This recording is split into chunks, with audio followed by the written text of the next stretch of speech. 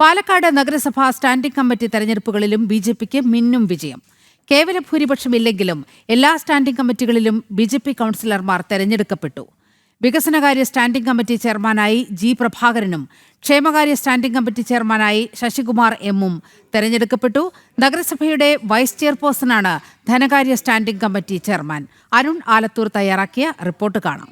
പാലക്കാട് നഗരസഭയിലെ standing committee തെരഞ്ഞെടുപ്പ് പൂർത്തിയാകുമ്പോൾ എല്ലാ സ്റ്റാൻഡിംഗ് കമ്മിറ്റികളിലും ബി.ജെ.പിക്ക് വിജയിക്കാൻ കഴിഞ്ഞിരിക്കുന്നു എന്നുള്ളതാണ്. ബി.ജെ.പിയുടെ ഇപ്പോൾ സ്റ്റാൻഡിംഗ് കമ്മിറ്റി തെരഞ്ഞെടുപ്പിൽ വിജയിച്ച അംഗങ്ങളും മറ്റും എത്തിയിട്ടുണ്ട്.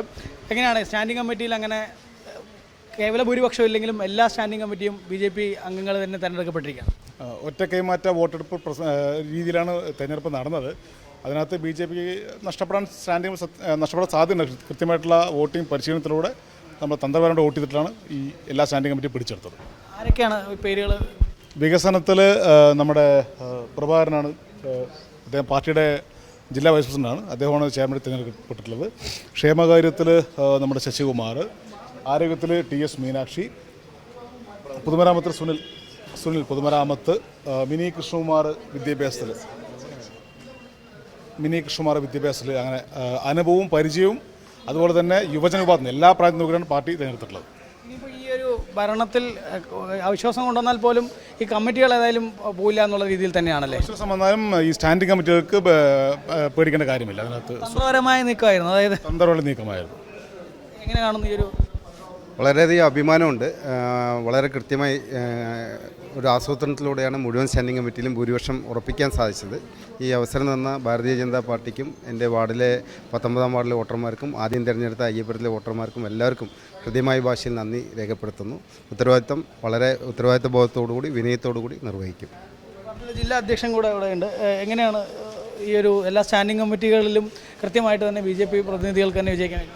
അല്ല, ഇതിനകത്ത് ഈ തെരഞ്ഞെടുപ്പ് ഫലം വന്നതിൻ്റെ തൊട്ടടുത്ത നിമിഷം തന്നെ ഇവിടുത്തെ കോൺഗ്രസിൻ്റെയും അതുപോലെ തന്നെ മുസ്ലിം ലീഗിൻ്റെയും നിരവധി രാഷ്ട്രീയ കക്ഷികളുടെ നേതാക്കന്മാർ വളരെ പരസ്യമായി രംഗത്ത് വന്നിരുന്നു.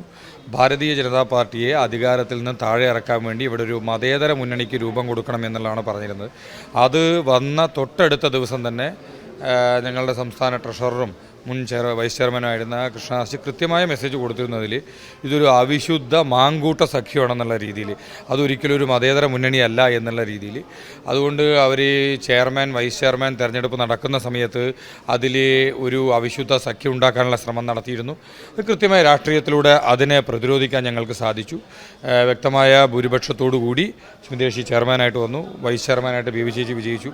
തുടർന്ന് നടന്ന സ്റ്റാൻഡിംഗ് കമ്മിറ്റി അംഗങ്ങളിലേക്കുള്ള തെരഞ്ഞെടുപ്പിൽ കൃത്യമായി മുഴുവൻ ഭാരതീയ ജനതാ പാർട്ടിയുടെ കൗൺസിലർമാരും വളരെ പ്ലാനിങ്ങോടുകൂടി തന്നെ കൃത്യമായി എല്ലാ സ്റ്റാൻഡിംഗ് കമ്മിറ്റികളിലും ഭൂരിപക്ഷം വരുന്ന രീതിയിൽ 5 സ്റ്റാൻഡിംഗ് കമ്മിറ്റികളിലും വളരെ വ്യക്തമായ ഭൂരിപക്ഷത്തോടുകൂടി ഇനി 5 വർഷ കാലഘട്ടം ഇന്ത്യ മുന്നണി ഒരുമിച്ച് നിന്നാലും തലകുത്തി നിന്നാലും അവർ വിഘടിച്ച് നിന്നാലും ഈ ഭാരതീയ ജനതാ പാർട്ടിയുടെ വിജയിച്ച് വന്ന 5 സ്റ്റാൻഡിംഗ് കമ്മിറ്റി ചെയർമാൻമാരെയും താഴെ ഇറക്കാൻ അവർക്ക് സാധിക്കില്ല.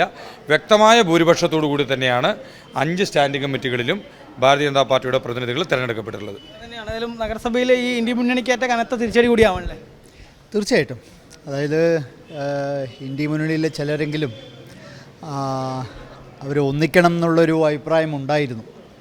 പക്ഷേ ഇടതുപക്ഷം ഇപ്പോൾ പൂർണ്ണമായിട്ടും വിട്ടുനിൽക്കുന്ന ഒരു ഇതാണ് കണ്ടത്. എന്തായാലും ഭാരതീയ ജനതാ പാർട്ടി നല്ല ആസൂത്രണത്തോടെ ഇത് നടപ്പാക്കിയെന്ന് മാത്രമല്ല 5 സ്റ്റാൻഡിംഗ് കമ്മിറ്റികളും പരിപൂർണമായിട്ട് ഒറ്റയ്ക്ക് തന്നെ ഭൂരിപക്ഷം ലഭിക്കുന്ന ഒരു സ്ഥിതിവിശേഷത്തിലേക്കാണ് പോയിരിക്കുന്നത്. തന്നെയാണ്. ഏതായാലും നേരത്തെ പറഞ്ഞതുപോലെ CPM-ഉം കോൺഗ്രസും ഒക്കെ ഒരുമിക്കാൻ വേണ്ടിയുള്ള പല പദ്ധതികളും നടത്തിയിരുന്നു. പക്ഷേ അതൊക്കെ വിഫലമായിരിക്കുന്നു. 5 സ്റ്റാൻഡിംഗ് കമ്മിറ്റികളിലും ബി.ജെ.പിക്ക് അനായാസം തന്നെ പാലക്കാട് നഗരസഭയിൽ വിജയിക്കാൻ കഴിഞ്ഞിരിക്കുകയാണ്. PR മനൂപിനൊപ്പം അരുൺ ആലത്തൂർ, ജനം, പാലക്കാട്.